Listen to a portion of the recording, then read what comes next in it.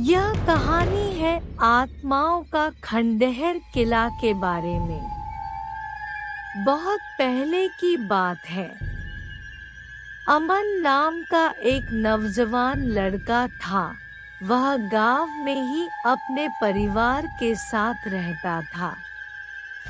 अमन पढ़ाई में बहुत अच्छा था, पर गांव के स्कूल में उसकी पढ़ाई अच्छे से नहीं हो पाती थी। इसलिए वह अपनी पढ़ाई और अच्छे से करने के लिए शहर चला गया। एक रात अमन अपने कमरे में बैठकर पढ़ाई कर रहा था। तभी अचानक चारों तरफ से घनघोर आंधी और तूफान आ गया और वो रात एक डरावनी और तूफानी रात बन गई। अमन को ऐसा मंजर देखकर थोड़ा डर लगने लगा और वह अपनी पढ़ाई बंद करके बेड में सोने चला गया। डर से उसे याद आया कि उसके रिश्तेदार का एक छोटा सा घर शहर से थोड़ी दूर पर है, लेकिन उसमें कोई नहीं रहता था और वहां भूतों का वास हो गया था। इसलिए वहां डर के मारे कोई भी जाता था तो उसने खुद से वादा किया कि वह भूतों से कभी नहीं डरेगा। दूसरे दिन अमन अपने दोस्तों के साथ शहर से बाहर एक खंडहर किले में घूमने के लिए गया।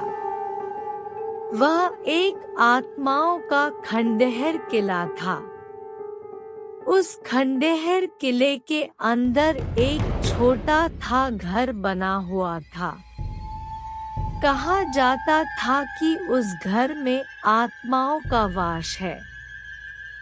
वहां के लोग बताते हैं कि जब दुश्मन सैनिकों ने उस किले में हमला किया था तो वहां की औरतें उस घर में छुप गई थी। दुश्मन सैनिकों ने उन सारी औरतों को उस घर में जिंदा जला दिया था। तब से उन औरतों की आत्माएं उस घर में भटकती है। जो भी उस किले में घूमने के लिए जाते हैं वह बाहर से ही किले में घूमते हैं, कोई भी उस घर के अंदर नहीं जाता। पर अमन ने खुद से वादा किया था कि वो भूतों से नहीं डरेगा। इसलिए वो उस घर में जाने का फैसला किया। अमन से सारे दोस्तों ने उसे अंदर जाने से मना किया, पर अमन नहीं माना। उसने अपने दोस्तों से कहा, भूतों से मैं नहीं डरता हूँ, तुम लोग देखना, भूत मेरा कुछ नहीं कर सकते। मैं सही सलामत वापस आ जाऊंगा, तुम लोग थोड़ा देर मेरा इंतजार करना, मैं अंदर से घूम के आता हूँ। जैसे ही अमन घर के पास गया, उसकी दिल की धड़कन तेज तेज से धड़कने लगी। वहां पे खिड़कियों से ठंडी हवा आ रही थी और छत से पानी टपक रहा था, जिससे ऐसा लगता था कि अभी भी इस घर में कोई रह रहा है और घर जैसे जीवित हो। उसने एक गहरी सांस ली और धक्का देकर पुराने अजीब दरवाजे को खोल दिया। घर का भीतरी भाग बाहर से भी अधिक भयानक और डरावना था। उस घर की फर्श सड़ गई थी और दीवारें जाले की परतों से ढकी हुई थी। फिर उसने जलों को हटाते हुए एक कमरे में गया और जैसे ही कमरे के अंदर गया, उसे महसूस होने लगा कि कोई उसका पीछा कर रहा है। अमन ने इस बात को नजरअंदाज किया और आगे बढ़ गया। अचानक उसे अपने पीछे एक धीमी सी आवाज सुनाई दी। उसने इधर-उधर देखा, लेकिन उसे कुछ भी नहीं दिखा। उसने खुद से कहा कि शायद यह सिर्फ मेरा डर है, और फिर आगे बढ़ गया। लेकिन वो आवाजें उसे लगातार सुनाई देने लगी। अब उसे अपने पीछे किसी के होने का एहसास हुआ।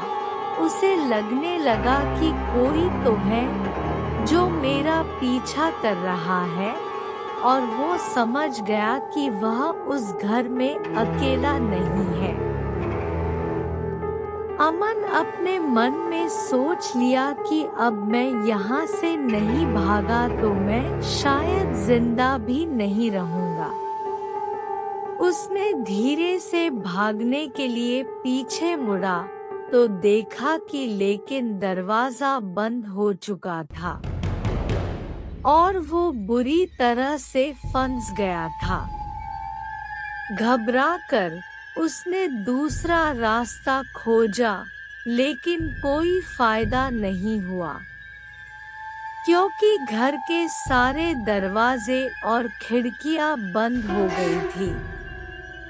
अमन महसूस कर रहा था कि कोई उसके नजदीक आ रहा है, और हवा हर कदम के साथ ठंडी होती जा रही है। फिर उसने देखा कि थोड़ी ही देर में एक डरावनी औरत उसके सामने आ गई। उसके सफेद बाल, आंखों से खून के आंसू बह रहे थे और लंबे लंबे दांत, और चेहरा पीला पड़ा हुआ था, और उसकी आंखें बदले की भावना से जल रही थी। वह चुड़ैल अमन की ओर बढ़ी और वो अपना हाथ उसके छाती पर भेड़ते हुए उसके कान में धीरे से बोली, तुम्हें यहाँ कभी नहीं आना चाहिए था। अब तुम कभी नहीं जाओगे। और इतना बोलकर अमन का गला पकड़कर मार दिया और उसके शरीर के टुकड़े टुकड़े कर दिया। उसके साथ ही अमन इस दुनिया से चला गया। अमन के दोस्त बाहर उसका इंतजार कर रहे थे। काफी समय बीत जाने के बाद भी जब अमन वापस नहीं आया तो उसके दोस्त समझ गए कि अमन अब कभी नहीं आएगा। अमन के दोस्तों ने उसके घर वालों को ये सारी बात बताई।